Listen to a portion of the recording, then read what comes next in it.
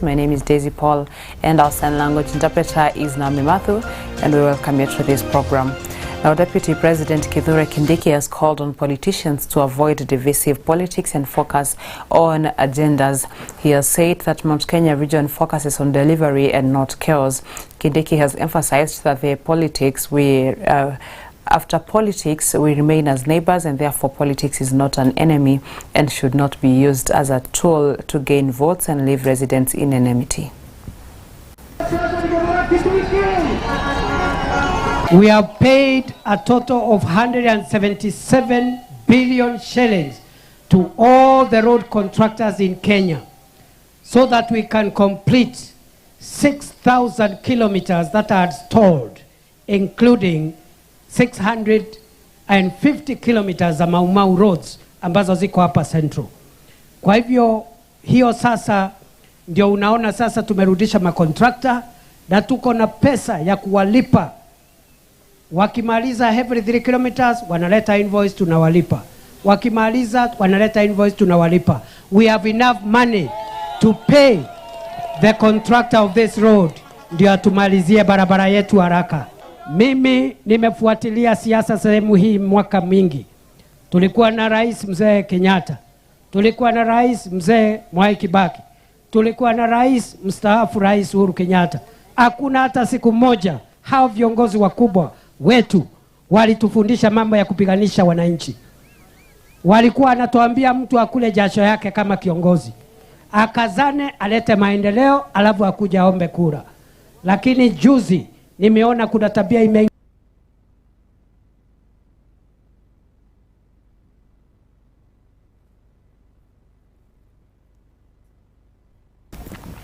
Former Chief Justice David Maraga has intensified his political activities ahead of the 2027 general election, taking his United Green Movement Party campaigns to Taita Taveta County. Maraga used the visit to rally residents to register as voters in large numbers and ensure they acquire national identity cards to participate in the upcoming polls.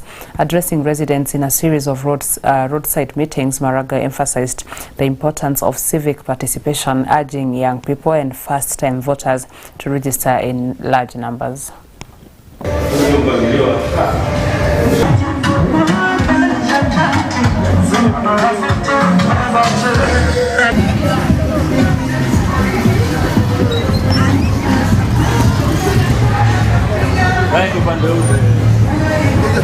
Bwana CJ David Maraga angalau kuhamasisha watu wa Taita Taveta kukata kura.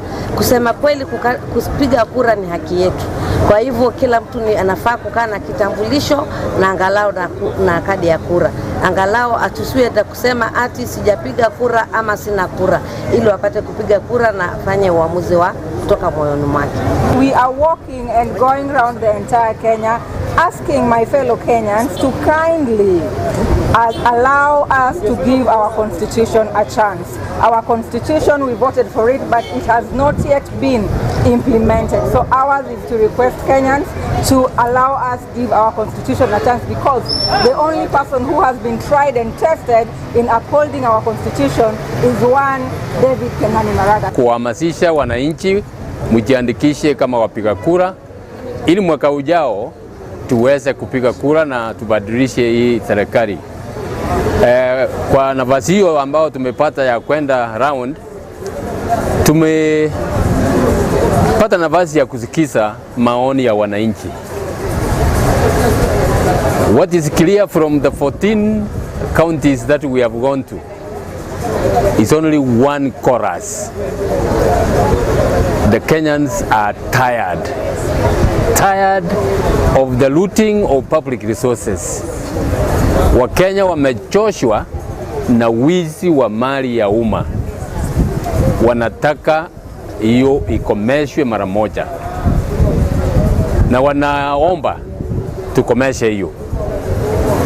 Ukiangalia ni kweli wako na haki. Today the headlines of Nation, what did we see?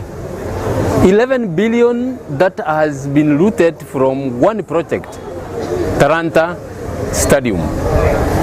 One project, 11 billion. We know the others. We lost 11 billion in Ministry of Health, SHA, and several other billions.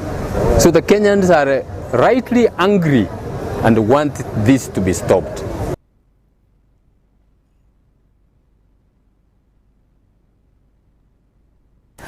Leaders of the United Opposition, led by the Deputy Leader of Jubilee Party, Dr. Fred Matiang'i, Wiper Leader Kalonzo Musyoka, and his DAP-K counterpart Eugene Wamalwa, have unanimously criticized the national government for using gangs to disrupt a meeting organized in Kisii on Monday. Addressing journalists in Kisii earlier today, the opposition leaders are now accusing the Interior Cabinet Secretary Kipchumba Murkomen of allegedly inciting police officers to participate in disrupting their meetings across the country.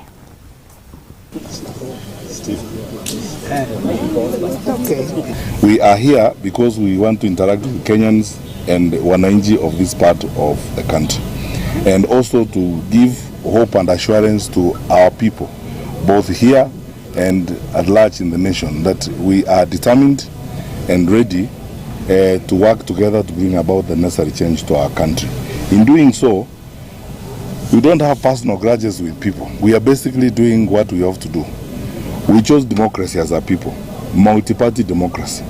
What that means is that everyone has an opportunity to engage, and everyone has an opportunity to participate and persuade people along political lines. It is very sad, some of the things that we are seeing here, where people want to use violence as a means of political intimidation and so on. Some of my colleagues are going to again talk about that in some level of detail. But let the police do their work. We had an attack in SEK with Tima Church in Othaya. The file is ready. 12 officers have been identified with evidence, and CS Murkomen is refusing the police to hand over the file to DPP for them to be prosecuted. The only good thing is that the criminal activities have no time limit. That file is ready. Those officers must know that when a new president is sworn in, 10 hours after, they will be arrested and taken to court. And we want to say this, that our right to move to any part of this country, our right to assemble and to associate with any people of the Republic of Kenya anywhere, anytime we want, does not depend on your generosity. It is a constitutionally guaranteed right. Kenya National Human Rights Commission, I think, is now properly seized with all of this. As a united alternative government, we are working with every human rights organization to make sure that justice is served.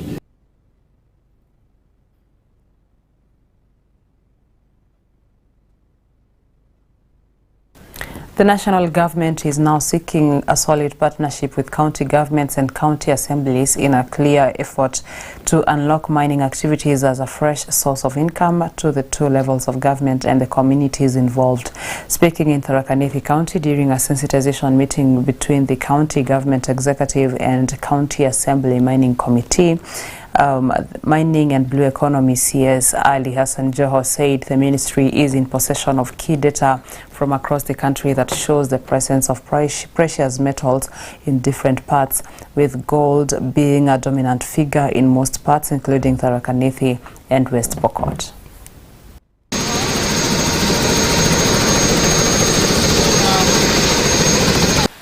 Unajua that gold that you've heard has been found in Kakamega. Na mkaambiwa ni 6 billion worth of gold. Si ndio? Si kuna watu walikuwa wanachukua. Hata sahi we have allowed people to continue the artisanal. But artisanal, they can go wakienda sana 50 meters. Maybe 100, is it? Ile wakingangana mita 100 hapa chini. What does Tharaka Nithi have in terms of minerals? If you're looking for copper, you'll find it here. If you're looking for iron ore, you'll find it. Titanium, gemstones, limestone, coltan, thorium, lithium, uranium, REE elements, clays, quartz, feldspar, and construction materials imejaa hapa. And also, we have found some traces of gold that we need to really, kama wewe nyumba yako uko nayo sasa, we have found some traces of gold that we need to do more work. My geologist team, they know they need to do more work to find where the minerals are and properly, in a structured way, explore the opportunities.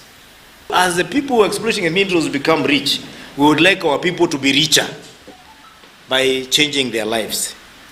When the people who are around where the mines are get richer, equally, we would like that county government of the Rakanithi, which is represented by the devolved unit of government, also to get their share and also have resources that can make their people richer, so that we can have a win-win situation, all of us. We do not want to hear situations like the one we have had in Turkana and Nigeria.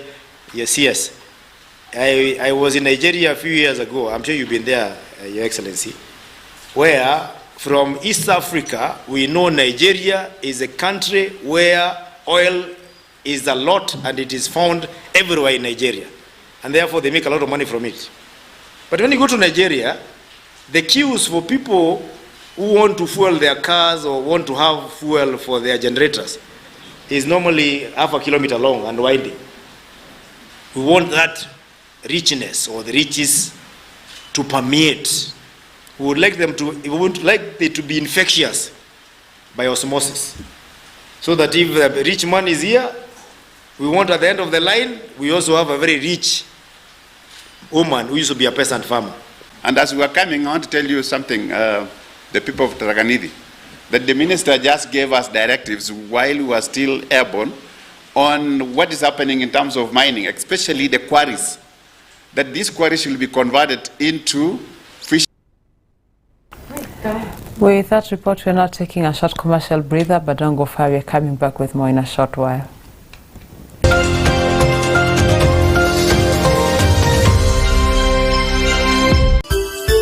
Unatazama Mwangaza TV, Tumaini.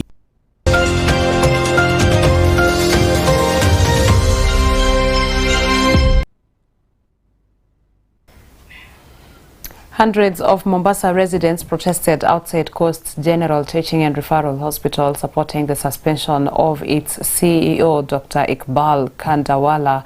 Coast General Teaching and Referral Hospital Board suspended Dr. Kandawala on allegation of negligence after the death of a 52-year-old man to pave way for further investigations. Led by Old Town Resident Secretary General Marim Zuber, they have vowed to paralyze service at the hospital if the CEO will be reinstated, linking his management with increase of cases of negligence, unfair treatment by staff and lack of accountability, a move which KMPDU official has refuted. Kulingana na madai ni kwamba alipoletwa hapa hakukuwa na kushughulikiwa kwa sababu one, kulikuwa kuna allegation SU zimejaa, pili ni lazima walipe deposit, na tatu ni lazima kwanza kufanywa malipo ndio mtu awe attended. By the time anakuwa attended amefariki. Wanawake wanazaa, wanaachwa vitu kwenye matumbo. Watu wakiumwa hakuna kwenye kuhudumikiwa, wanatukanwa kama ambaye ni favor. Watu wanazaa kwenye mabenchi, watoto wanabadilishwa katika nurseries. So this Coast General imekuwa kama hospitali zile ambazo ziko Nairobi. Kama wanaharakati tunasema hizi dhulma lazima ziishe, administration ibadilishwe, viongozi wawajibike, na madaktari, you are in this cause by your own will. Hamukulazimishwa, mlipochukua hii speciality, ifanyeni kazi kwa moyo msafi. Tumezungumza kitambo, kuna watu walikufa hapa kwa sababu ya oxygen kuwa disconnected. Hali hii yote imechangiwa na ile leadership ambayo iko hapa ndani ya Coast General. So what we want is a total overhaul. Kuanzia Kandawala na wale wote ambao wako in charge ya service delivery hapa waweze kuondolewa ili tuweze kupata huduma nzuri katika Coast General Hospital. Kitu tunataka kuambia madaktari, if you cannot serve the people of Mombasa, you would rather go home. Tutafute ma witchcraft watutibu hapa than we have doctors ambao tunakufa kila siku sisi hapa. Huyu Kandawala, he served his term, ameonyesha kwamba hawezi badilisha hii hospitali. Every day tunaona Kenyatta Hospital kuna surgeries za kimataifa zinafanyika. Hapa the news every day tunapata mama amekufa, baba ameachwa sijui na pamba kwenye tumbo, sijui nani amefanyika. Kwa hiyo we are telling Duale, wewe mwenyewe you have your own mess. SHA has been robbed of 11 billion. Kwa hiyo health sector is at a crisis, but wananchi wamesema hawataki kuchezewa shere and Kandawala must go. Tamwambia President Ruto, kwa sani yako haya mambo uyaingilie, hii hospitali ichukuliwe na national government, ndio tuamini hii hospitali itakuwa sawa. Akiwa atakuwa hata resign ama atatetewa arudi, basi hii hospitali tutahakikisha itafungwa. Hii hospitali itafungwa. Ikiwa hakutakuwa na reformation kwenye hii hospitali, bado dhuluma zitakuwa zinaendelea. Wanawake wengi wananyanyasika, kina mama wakija kujifungua hapa. Mimi mwenyewe nimeshuhudia. Wahudumu wanatesa wanawake vibaya sana hapa. Wanakaa wanapiga story, mtoto wataka kutoka hawamhudumuki. Miaka mingi imenyamaziwa. Na sasa it's time we are going to take action. Sisi wenyewe as community, kwa sababu serikali imetutupa, imetusahau.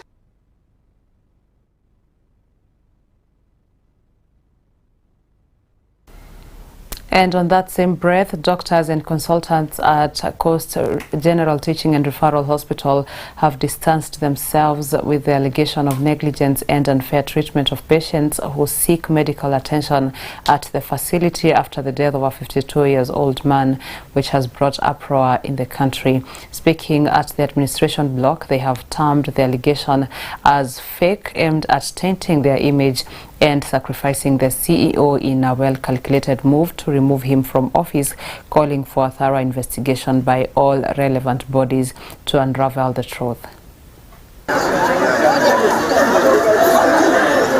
Is that you hold the CEO of the hospital liable for systemic issues, yet you have the relevant county authorities being scot-free. We will not accept that as doctors. We have the Health Act 2017, we have the Mombasa Health Act 2017 also, that gives outlines and guidelines on how this should be handled. Now, the county decided to hound the CEO out of office, and procedurally. And so we make the following demands. And if he doesn't do that, we will go ahead and institute legal mechanisms for racial profiling and defamation. We demand, as the speakers before me have indicated, immediate setting aside of the purported interdiction. It's an illegal premise anyway, pending an independent review, which in our opinion, Machele has no capacity to sit in the medical board. It's a medical board that will determine whether there's neglect or not. Even the hospital board doesn't have the capacity to adjudicate upon a medical negligence issue. 2, constitution of a neutral investigative body by the Kenya Medical Practitioners and Dentists Board, and immediate dissolution of this board for acting at a virus time upon number. Then that the CECM of Health steps aside pending review for his involvement in this matter. We of course shall take legal action on the novice member of parliament for abusing a dignified doctor whose only mistake is rendering services to this great county of Mombasa. And I want us to end on this highlight. And this is different from what the professional bodies usually handle their issues. Notice of industrial action. We hereby issue a 7-day strike notice commencing tomorrow 24th. You are kind enough, not today. And lapsing on the midnight of 3rd March 2026, should the above concerns not be addressed. Additionally, consultants shall suspend all elective procedures. Only emergency services shall continue. This is not theatrics. It is a defense of clinical independence, constitutional governance, and the safety of healthcare workers. We cannot pass here, as you can see. We are not safe. We are not safe working as doctors. We have been called neglectful, negligent, and all other names, and we are Muhindi. Closing, medical cannot function under intimidation, and so we will not function.